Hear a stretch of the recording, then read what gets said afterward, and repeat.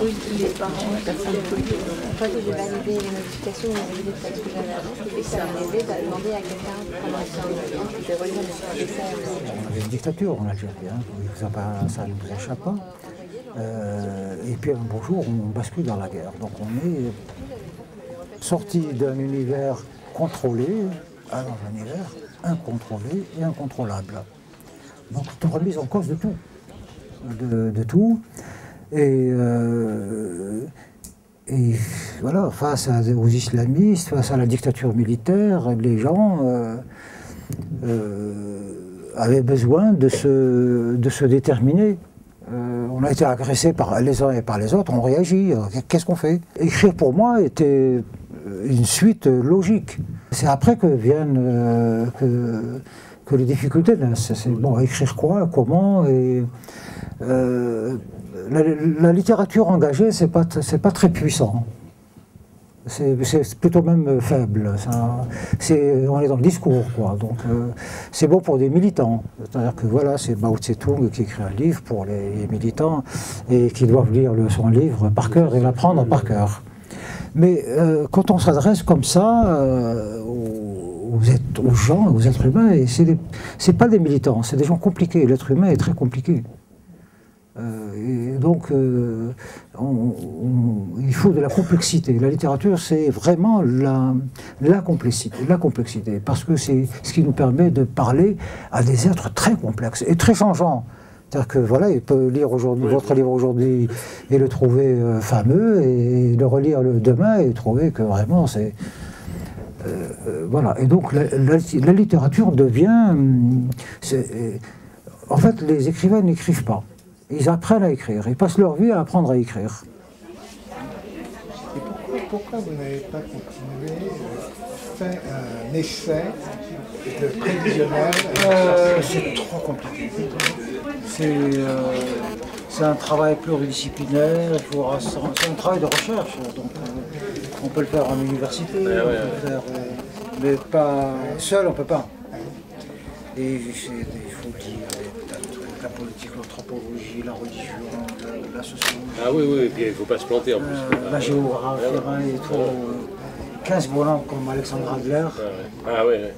Voilà. Nous l'exerçons tous, nous sommes acteurs de cette violence générale, généralisée. Nous sommes un élément intrinsèque de cette violence. Chacun y participe à sa manière, les uns par la religion, les autres par l'économie de marché, les autres par la démocratie, utilisant comme un moyen de coercition, par le marché, par 36 000 choses, par la technologie, par Internet, Nous sommes dans un processus qui se complexifie de plus en plus et qui nous intègre tous dans son système. C'est un immense monstre. La violence est un monstre qui est devenu vivant. C'est comme quelque chose que des diables ont fabriqué. Et elle existe en tant que telle. Elle est vivante. La violence est vivante. Et nous sommes des éléments de des poils, des bras, des doigts, enfin bref, nous faisons partie de ce monstre. La meilleure chose qu'on ait pu inventer pour maîtriser la situation, c'est le droit. C'est le droit. C'est un pis-aller, mais ça fonctionne. Ça nous permet, voilà, il faut pas doubler, il faut rouler à droite, il faut s'arrêter au feu rouge. C'est des petites choses comme ça. Plein de petites choses qui nous ont permis, dans l'ensemble, de pouvoir vivre et contrôler notre violence. Mais ça ne nous protège pas contre de tout. Ça nous protège dans l'espace restreint qui est le nôtre. Nos lois ne s'appliquent qu'entre nous. Et donc là, ça fonctionne, tant bien que mal.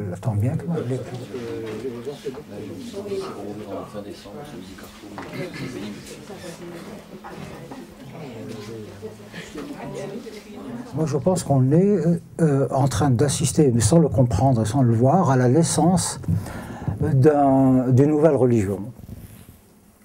Voilà. Elle emprunte beaucoup à l'islam, évidemment. Aucune religion ne naît ex nihilo, comme ça. Le christianisme est né du judaïsme, l'islam est né du christianisme, et ainsi de suite. il y a une continuité là. C'est vraiment quelque chose d'assez révolutionnaire. Donc ça emprunte évidemment aux religions d'une manière générale, judaïsme, christianisme, mais beaucoup à l'islam. Parce qu'aujourd'hui, c'est l'islam qui possède cette énergie conquérante, cette ambition de conquête, cette volonté de puissance et tout. Mais il emprunte aussi tout ce que le monde a pu produire, des idées fascistes, nazis, stalinisme, etc. Il emprunte à tout cela. Et c'est d'ailleurs pour ça qu'il a, donc de ce point de vue-là, il a, contrairement aux religions qui ont souvent une vocation locale, elles se développent là où elles sont nées. Lui, il a une vocation universelle, puisqu'il emprunte à tous les courants de pensée religieux, l'économie de marché, etc., la modernité. Il emprunte à tout. Hein. Ah oui, quand même, c'est trop beau ça. Regardez. Trouvé chez le bouquiniste en bas de chez votre fils, c'est ça? Ouais, rue Hermel, Paris 18. Ah non, ça c'est... Oh là là là là là. Pour cadrer tout cela, j'avais besoin d'un modèle. Il se trouve que Maître Rouelle a pensé à toutes ces choses-là. Il a presque théorisé, dans 1984, il a théorisé le fonctionnement de ces choses-là. La première, et c'est ça qui est terrifiant, la première, c'est qu'il postule que le véritable pouvoir absolu doit être invisible. Big Brother, on ne le voit pas, c'est une image. Dans mon roman, c'est Big Eye, et là aussi on ne le voit pas. C'est un œil, c'est quelque chose, on ne le désigne pas. Ça peut être aussi Dieu, hein, c'est aussi Dieu. Hein. Le pouvoir absolu est invisible. Et on va vers cela. C'est aussi, dans l'économie de marché, le Wall Street, la main invisible du marché, c'est un dictateur. Eh ben, on ne le voit pas, on ne sait pas ce que c'est. Et ces systèmes fonctionnent sur ça. Il y a un système de pouvoir qui émerge et qui se constitue et puis qui disparaît. Il doit disparaître pour continuer d'exister. Il faut amener le peuple à des niveaux d'ignorance quasi totale. Enfin, il ne doit plus pouvoir réfléchir, penser. Il récite des slogans simplement. Il parle une langue sur laquelle il n'a absolument aucun pouvoir. Il ne l'a pas construite, il ne l'a pas inventée, il ne peut pas y toucher. C'est une langue sacrée, la sacralisation de la langue. À partir du moment où on sent passer le temps, on voit la vie. Et donc il faut lui enlever cela aussi. Il doit être pris dans une mécanique qui tourne comme ça, il ne sait pas pourquoi, il doit faire ceci, il doit faire cela, et ainsi de suite. Et à force, au cours des années, c'est automatique. Il a perdu toute autonomie.